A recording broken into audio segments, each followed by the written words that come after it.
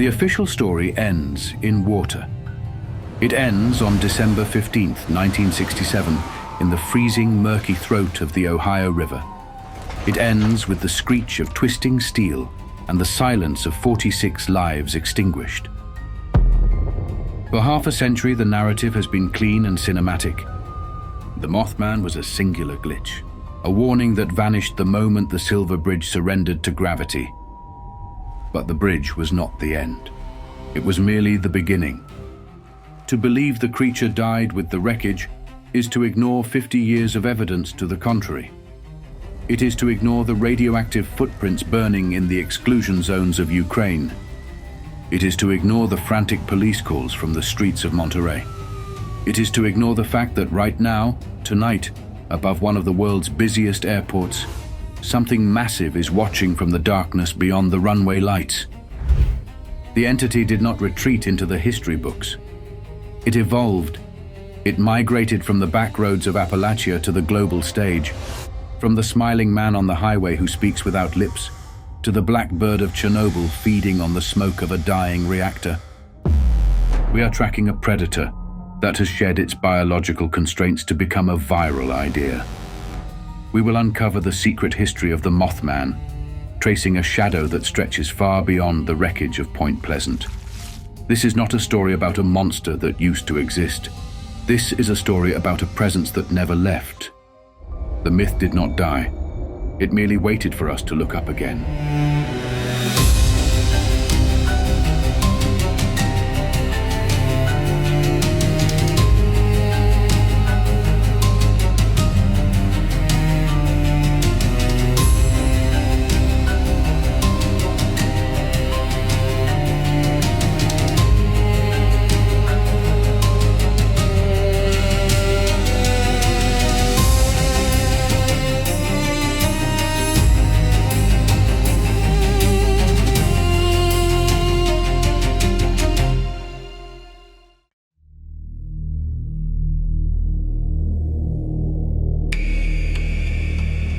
To understand where the Mothman is going, we must first understand where he was born. We have to dissect the Patient Zero event, not as a piece of folklore or a campfire tale, but as a forensic blueprint for an invasion. The year is 1966. The location is Point Pleasant, West Virginia. But specifically, the epicenter is the TNT area, the West Virginia Ordnance Works. This was a place already scarred by the machinery of death.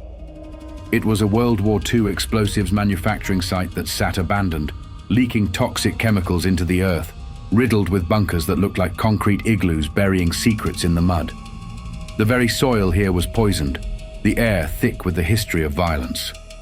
It was here, on November 15th, 1966, that two young couples, Roger and Linda Scarberry and Steve and Mary Mallet, drove into a nightmare that would rewrite the rules of cryptozoology. They didn't see a bird, they saw a biological impossibility. They described a figure, 6 to 7 feet tall, grey and shifting like smoke, but solid enough to block out the lights of the plant. It stood by the roadside, not hiding, but waiting. But it was the eyes that broke them. Massive, glowing red, not reflecting light like an animal, but generating it, burning like coal embers from within a headless torso. Witnesses often described a sense of immediate, primal paralysis when locking eyes with it, a conjunctivitis of the soul that left them physically ill. When that creature unfurled wings that spanned 10 feet, it didn't flap. It rose. It ascended vertically like a helicopter, defying gravity with a casual arrogance that terrified the witnesses. And when they fled, pushing their '57 Chevy to over 100 miles per hour down those winding country roads, the creature didn't just watch them go. It chased them. It matched their speed without a single beat of its wings, hovering right above the roof, screeching like a mouse with a microphone, a sound of high-frequency mechanical rage that vibrated the very frame of the car. This wasn't animal behavior. Animals defend territory or flee. This thing was hunting. This established the rules of engagement for everything that would follow in the coming decades. Rule number 1. The Mothman is fast. Rule number 2. The Mothman is aggressive. Rule number 3. The Mothman is not alone.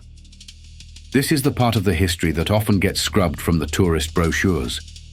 The Mothman was the centerpiece of a massive ecosystem of high strangeness. He was the general of an invisible army. During that same 13-month period, the Ohio River Valley was besieged. Residents weren't just seeing a monster. They were seeing unidentified aerial phenomena.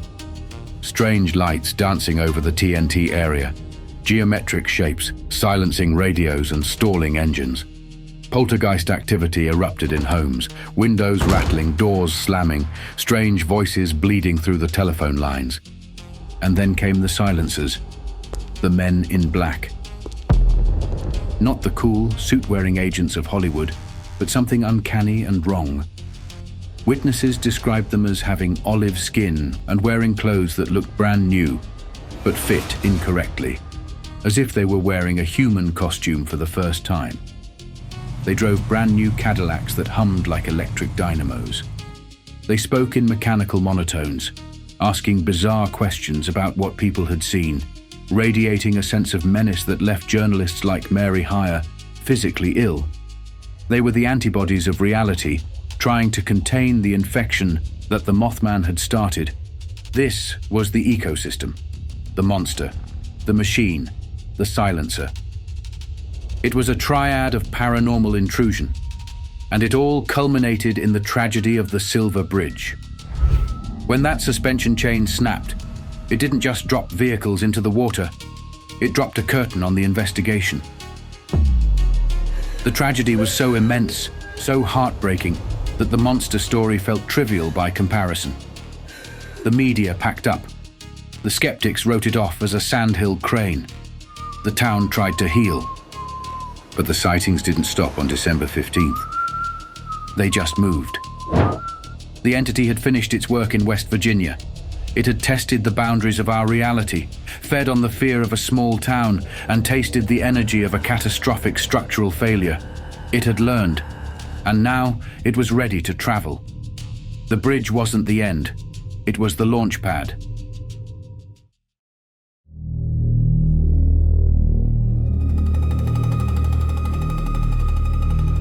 The 1970s were a decade of silence for the phenomenon. In America, the media cycle had fractured. The collapse of the Silver Bridge had traumatized the Ohio River Valley, turning a local curiosity into a taboo subject. The townsfolk of Point Pleasant stopped looking at the sky. They were too busy burying their dead. But while the sightings ceased, the mythology was incubating. In 1975, author John Keel published The Mothman Prophecies. This text fundamentally rewired how the public understood the creature. Keel argued that the Mothman wasn't a biological animal, but an ultra-terrestrial, a cosmic trickster that existed to confuse, frighten, and ultimately warn. This book didn't just document the past, it primed the future. It created a new lens through which the world would view disaster. And in 1978, that lens focused on a dark corner of Europe. We traveled to the edge of the Black Forest, Freiburg, Germany, September 10th, 1978. The morning air was crisp, carrying the metallic taste of coal dust and damp earth.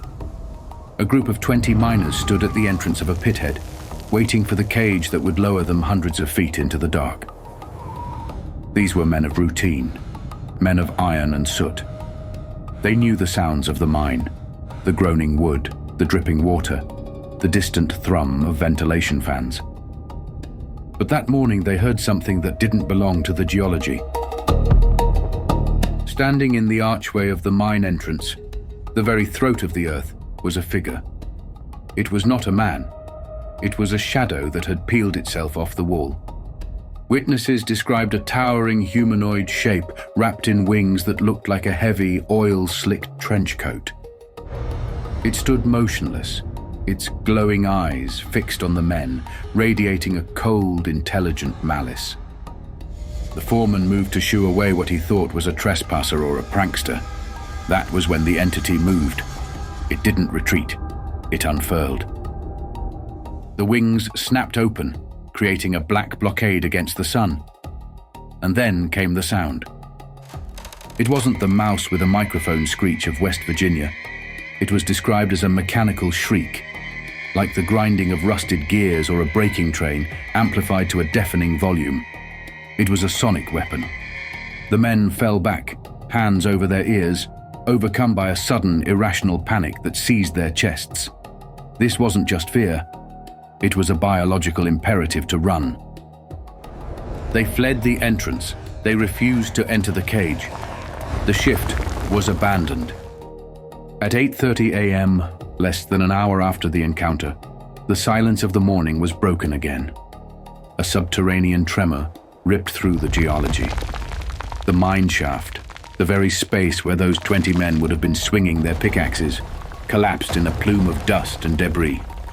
The earth had snapped shut like a jaw. This story is the cornerstone of the Mothman World Tour.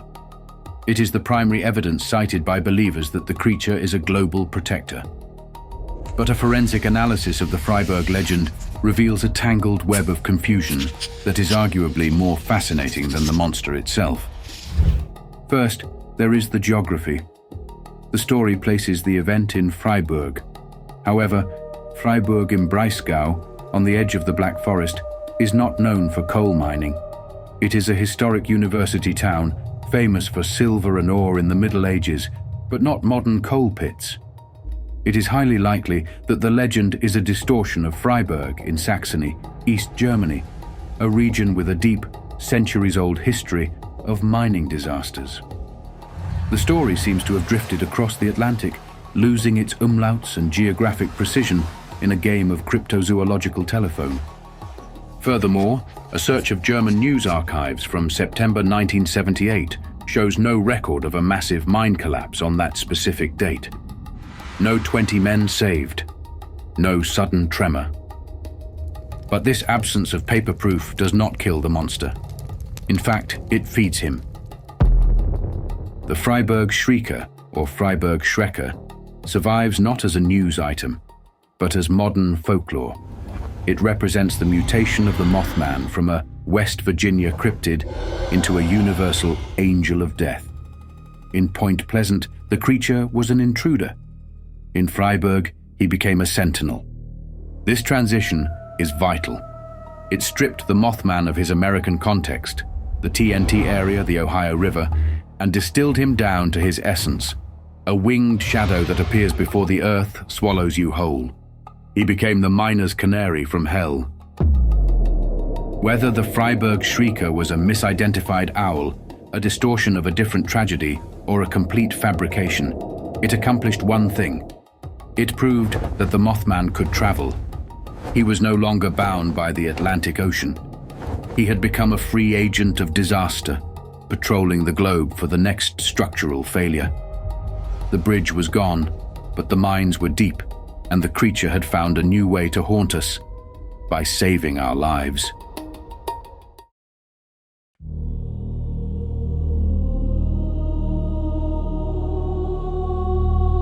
If Freiburg was a localized tremor, what happened next was a global earthquake. The legend of the Mothman was about to collide with the defining tragedy of the 20th century. The date is April 26th, 1986. The location is Ukraine. The V.Y. Lenin nuclear power plant, Chernobyl. In the weeks leading up to the worst nuclear disaster in human history, the workers of Pripyat began to whisper. They weren't whispering about safety protocols or reactor flaws. They were whispering about the Black Bird. This wasn't a vague rumor. Reports began to filter out of the Soviet Union, specific and terrified. 5 separate workers in the control room of reactor number 4 reported seeing a massive, dark creature gliding effortlessly through the steam rising from the cooling towers. They described a headless man with vast wings, a silhouette that defied the laws of aerodynamics. But the terrifying detail that unified these accounts was the eyes. Witnesses described them as fire red, burning through the grey Soviet sky like 2 suspended embers. But the visual was only half the horror. the high strangeness ecosystem was active again, just as it had been in West Virginia. The blackbird didn't just watch, it intruded. Workers in the plant began receiving bizarre phone calls in the dead of night. When they picked up the receiver, they didn't hear a human voice. They heard a symphony of static, heavy breathing, and strange, garbled voices speaking in broken Russian, warning of fire and the end. The psychological toll was physical. Dozens of employees reported suffering from identical, horrific nightmares. They would wake up in cold sweats, screaming, having dreamed of a black angel standing over their beds, suffocating them with wings that smelled of ozone and sulfur. It was Point Pleasant all over again, the fear, the insomnia, the phone calls, but on a nuclear scale.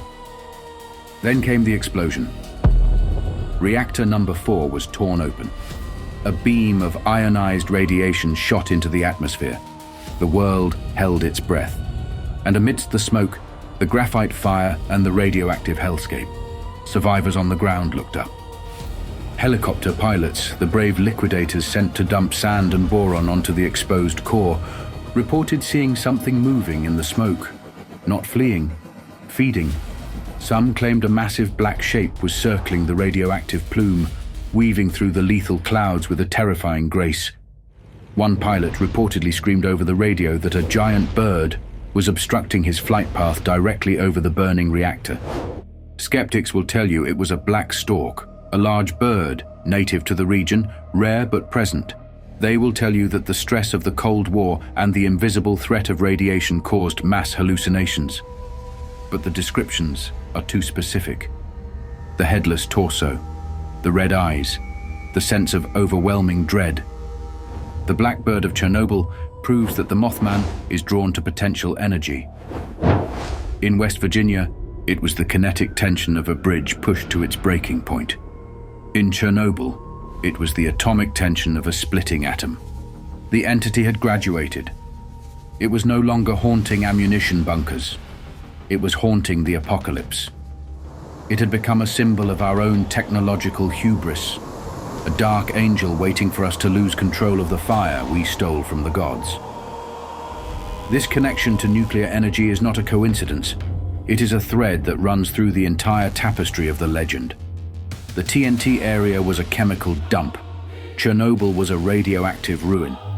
Later, sightings would occur near Fukushima in Japan. The Mothman seems to be a creature of the wasteland, an entity that thrives where the laws of nature are being perverted by human industry.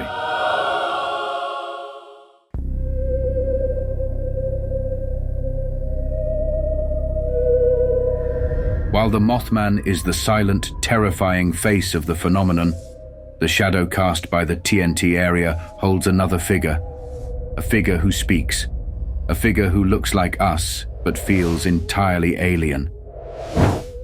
To tell the full story of Mothman, we must talk about the Smiling Man. We must talk about Indrid Cold. He arrived at the same time, November 2nd, 1966. 2 weeks before the Scarberries hit the gas pedal in the TNT area, a sewing machine salesman named Woodrow Woody Derenberger was driving his panel truck home on Interstate 77 near Parkersburg, West Virginia. The road was dark. The rain was falling in sheets. And then, the physics of the highway changed. A vehicle descended from the sky. Woody didn't describe a saucer. He described something that looked like an old-fashioned kerosene lamp chimney, glowing charcoal gray and humming like a generator. It didn't just land, it herded him. It cut him off, forcing his truck to the shoulder, trapping him against the guardrail. A door slid open. A man stepped out into the rain. He looked normal at first glance, 6 feet tall, slicked back hair, a dark blue coat made of a reflective material that shimmered in the headlights. But his face held a grin that didn't reach his eyes, a fixed, frozen expression of pleasantry that felt like a mask pulled too tight. He kept his hands tucked into his armpits, striking a pose of casual observation while the rain bounced off his dry skin. He spoke to Woody, but his lips didn't move. The voice echoed directly inside Woody's skull, metallic and electric. "Be not frightened," the voice said. "We mean you no harm." He called himself Indrid Cold. He asked mundane questions about the lights in the distance, Parkersburg, and what Woody did for a living. Cold told Woody he was from a place called Lanulos in the galaxy of Ganymede. Now pause. We know Ganymede is a moon of Jupiter, not a galaxy. This is the trickster element. This is the high strangeness. These entities, these ultra-terrestrials, they feed us absurdity. They give us coordinates that don't exist and names that sound like anagrams. They want us to question our sanity. They want us to chase ghosts. Cold told Woody, "We will see you again." And unlike the Mothman, who vanished into the river, Indrid Cold kept his promise. This is where the story takes a turn into the truly bizarre. The contact didn't stop. It became generational. Woody Derenberger's life was dismantled by this encounter. He lost his job, his wife, his standing in the community, but the visits continued. Decades later, Woody's daughter, Taunia Derenberger, broke the silence. She revealed that Indrid Cold didn't just meet her father on a highway once. He came to their house. Taunia describes growing up in a home where an alien entity was a recurring guest. She describes Indrid Cold sitting in their living room. That same frozen youthfulness about him, that same unshakable calm. He would sit on their couch, wearing ordinary clothes that looked brand new, and talk to her father while the children watched. She noted that he never seemed to blink enough. He never seemed to age. He was a benevolent uncle figure, but one who radiated an aura of absolute wrongness. He was trying to normalize the impossible. For decades, Indrid Cold was a footnote, a forgotten character in an out-of-print book. But in the digital age, the smiling man woke up. In 2019, the paranormal documentary series Hellier exploded onto the internet, and with it, the signal returned. The investigation, which began as a hunt for goblins in Kentucky, spiraled into a confrontation with the same intelligence that stalked Point Pleasant. The investigators received emails from a mysterious source. These weren't the garbled phone calls of the 60s. They were digital ciphers. The messages were taunting, hyper-intelligent, and terrifyingly specific. They referenced obscure occult rituals, the Third Order, and coordinates that led the filmmakers deeper into the Appalachian dark. This wasn't just a fan hoax. The synchronicities were too precise. The resurgence of Indrid Cold in the 21st century shifted the narrative. He was no longer just a spaceman from Lanulos. He was revealed to be an initiator, a gatekeeper of the phenomenon. In the lore of Hellier, Indrid Cold acts as a kind of spectral intelligence officer. He represents the consciousness of the high strangeness. The internet didn't kill the myth, it amplified it. It gave Indrid Cold a new medium. He moved from telepathy to fiber optics, but the message remained the same. I am watching you. Why is this part of the Mothman story? Because you cannot have one without the other. Sightings of Indrid Cold and the Mothman notoriously overlap. They are part of the same invasion force. If the Mothman is the alarm system, the shrieking siren that warns of the fire, then Indrid Cold is the arsonist holding the match. He is the operator. He is the one who bridges the gap, however clumsily, between their reality and ours. The smiling man is still walking our highways, and the Mothman is still patrolling our skies. They are working in tandem, and as the calendar turned to the new millennium, the phenomenon would shift again. The passive observation of the 20th century was about to end. The entity was moving south, and it was bringing a new, violent temperament with it. The messenger was smiling, but the monster was sharpening its claws.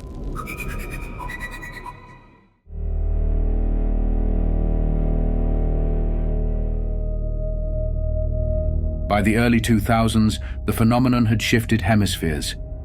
It moved south, crossing the border into Mexico, and as it crossed that cultural threshold, it changed. The harbinger mask slipped, and something more feral was revealed. This brings us to the terrifying wave of La Bruja and the flying humanoids of Monterey. To understand the scale of this event, we must look at the numbers. This was not a solitary campfire tale. Between January and April of 2004, the Guadalupe Police Department in Monterey was inundated. The logs record scores of independent reports from different neighborhoods: Valle de la Silla, La Playa, the hilltops. They all describe the same impossible thing: a humanoid figure dressed in black, hunting from the sky. The siege began in earnest on January 16, 2004. The time was 3:15 in the morning. Officer Leonardo Samaniego, a young policeman with a clean record, was patrolling the dark streets of Valles de la Silla. He was trained to deal with drug cartels and street violence. He was not trained for what fell out of the tree. As he turned his cruiser onto a quiet street, Samaniego saw a figure descend. It wasn't a bird. It was a woman, or something that mimicked a woman, shrouded in a heavy black cloak. But as it hit the asphalt, the anatomy was wrong. Samaniego described the face as having smooth, dark skin and eyes that were large, black, and completely devoid of pupils, vast pools of emptiness without lids. And it didn't walk, it floated. Samaniego threw his patrol car into reverse, panic rising in his throat. In West Virginia, the Mothman chased cars. In Mexico, the entity attacked them. The creature lunged. It slammed into the windshield of the cruiser, clawing at the glass, its face pressed against the barrier, trying to get inside. This was not a warning. This was a predation attempt. The officer, screaming for backup, reversed so fast he crashed into a wall. He was found unconscious in the vehicle. Skeptics immediately tried to discredit him. They said he was drunk. They said he was hallucinating. But the department ran a full toxicology screen. No drugs, no alcohol. Leonardo Samaniego was stone cold sober when he fought a monster. And he wasn't the only one. 3 days later, on January 19th, another police officer, Gerardo Garza, encountered the same entity. He was patrolling near a cemetery when he saw two black figures flying near the tree line. Unlike Samaniego, Garza didn't crash. He watched. He described them as wearing fur or feathers that looked like heavy cloaks. They moved with an intelligent, coordinated pattern. The dam broke. In the weeks that followed, the local media was inundated. A resident named Norma Alicia Herrera reported seeing the creature in broad daylight in her backyard. She described it not as a bird, but as a witch with claws. The encounter was so visceral that her brother, who also witnessed it, fell physically ill for a week. He suffered from nausea, headaches, and disorientation, symptoms that perfectly mirror the conjunctivitis and radiation sickness-like symptoms reported by the Scarberries in Point Pleasant 40 years earlier. By the end of 2004, video footage began to surface.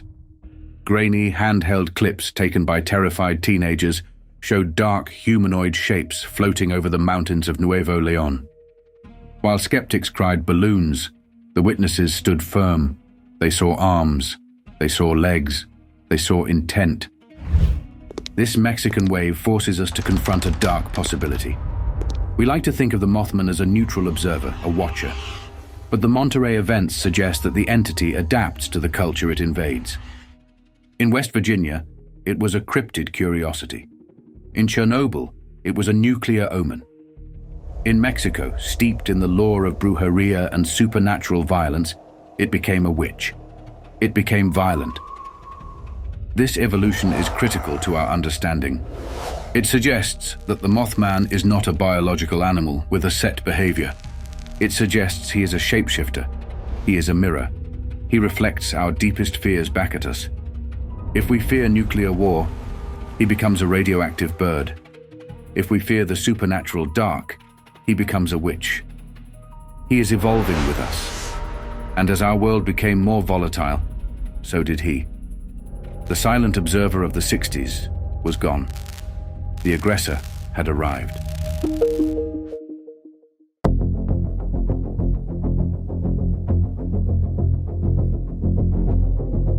move now to the present era, the era of smartphones, surveillance states, and total information awareness. You would think that in a world where everyone carries a high-definition camera in their pocket, the mysteries would fade. You would think the monsters would retreat into the shadows. You would be wrong. The Mothman has never been more visible. August 1st, 2007, Minneapolis, Minnesota. The I-35W Mississippi River Bridge. Rush hour. The bridge is packed with commuters, families, students. At 6:05 p.m., the structure gives way. Steel snaps. Concrete crumbles. Cars plunge into the river. 13 people die. 145 are injured. The official report blames undersized gusset plates and construction weight, engineering failure, physics. But in the days and weeks that followed, a different narrative began to seep out of the cracks. The retroactive myth began to form. Reports surfaced on radio shows and internet forums from locals who claimed to have seen it. A winged figure, a dark shape perched on the trusses in the weeks leading up to the collapse. Critics call this folklore in action. They say we are projecting the Point Pleasant script onto a new tragedy, and perhaps we are. But that projection is powerful. It solidified the Mothman as a modern Tulpa, a thought form that we collectively summon whenever concrete cracks and steel groans. The bridge collapse in Minneapolis proved that the legend was no longer tied to Point Pleasant. It had become a universal symbol of infrastructure failure. But if Minneapolis was a whisper, Chicago was a scream. Beginning in 2011 and exploding in 2017, the city of Chicago became the epicenter of the largest mass sighting wave in history. We are talking about over 50 reported sightings in a single year. This wasn't a rural road in West Virginia. This was the lakefront. This was the Magnificent Mile. This was O'Hare International Airport. The O'Hare sightings are particularly chilling. We have reports from credible witnesses, pilots, tarmac workers, shuttle bus drivers, people with security clearances, people who know what an airplane looks like and what a bird looks like. One report details a postal worker leaving the sorting facility at night. She sees a tall figure in the parking lot. She thinks it's a man in a trench coat, perhaps a nod to the Men in Black heritage. But then the coat unfurls, wings spread, the eyes glow red. And the sound, she described a chirping noise that escalated into a deafening mechanical screech, the exact same sound described by the Scarberries in 1966. The audio fingerprint matches. Another witness, a Chicago firefighter, described seeing a creature perched on the airport's HVAC plant. He locked eyes with it, a 5 to 7 second stare down with a predator. He described it as muscular, humanoid, like a gothic gargoyle come to life. He said it was Batman-like. And then, it didn't fly away. It leapt. It glided into the darkness of the runway. This is the Chicago Siege. The creature is hugging the shoreline of Lake Michigan, following the water just as it followed the Ohio River. It is haunting the transit hubs, the places of high energy and movement. Why Chicago? Why now? Some theories suggest that O'Hare, with its millions of travelers and immense energy output, acts as a beacon. Others suggest that the political and social turbulence of the modern era is feeding the entity, making it stronger, bolder. It is no longer hiding in the woods. It is standing on top of the Willis Tower. It is landing on the hoods of cars in downtown traffic. The Mothman has urbanized. He has adapted to the concrete jungle, and he is waiting for the next bridge to fall.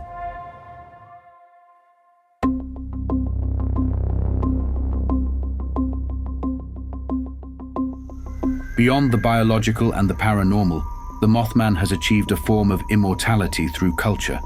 He has become a tulpa of pop culture, sustained not just by fear, but by celebration. This cultural feedback loop is essential to his survival. The more we celebrate him, the more we see him. Every September, the quiet town of Point Pleasant transforms. The annual Mothman Festival draws an estimated 10,000 to 12,000 visitors, double the town's population. People flock to the TNT area not to hunt a monster, but to buy plush toys, eat Mothman-themed pizza, and take selfies with the 12-foot-tall stainless steel statue that now stands in the center of town. This statue is key. It has become a shrine, a place where the memory of the monster is physically anchored in the landscape. It creates a permanent psychic footprint, but the influence goes deeper. The 2002 film adaptation of John Keel's book, starring Richard Gere, fundamentally altered the myth. It introduced the Indrid Cold phone calls and the Harbinger concept to a global audience. Following the film's release, reports of Mothman-like creatures spiked. The movie acted as a vector, spreading the virus of the idea. It taught people what to look for. In the digital realm, the video game Fallout 76, set in a post-apocalyptic West Virginia, has done more for Mothman awareness than any sighting. The game codifies the lore into a religious structure. It features a faction of cultists who worship the creature. It introduces deep lore about the interloper and distinct versions of the creature, the vengeful Mothman versus the wise Mothman. For millions of players, Mothman is not a cryptid but a god. This digital worship reinforces the Tulpa theory.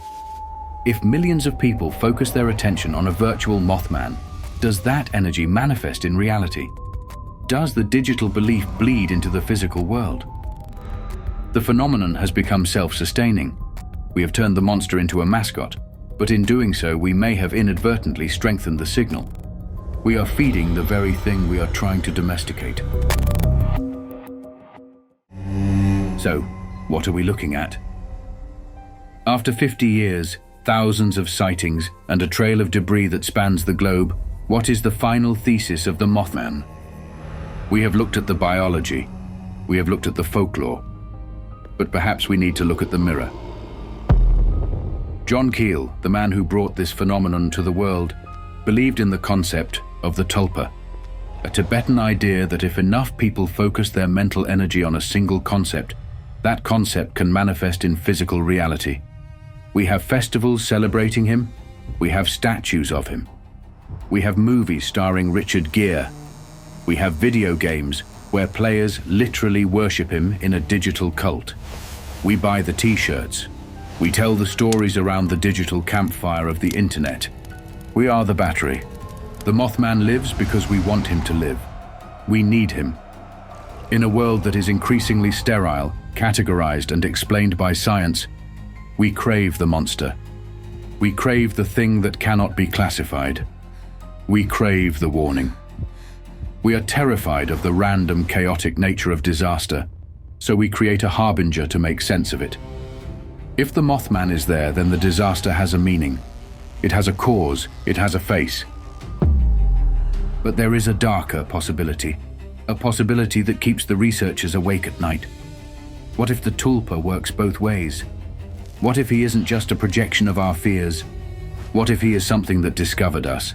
An ultra-terrestrial entity that realized humanity is a limitless source of psychic energy, a species that radiates fear and awe like a reactor radiates heat.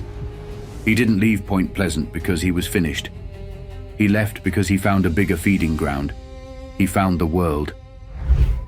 So the next time you are driving across a bridge at night and you feel the structure tremble beneath your tires, or the next time you are walking through an airport parking lot and you hear a sound that sounds like a mouse screaming into a microphone, don't look up.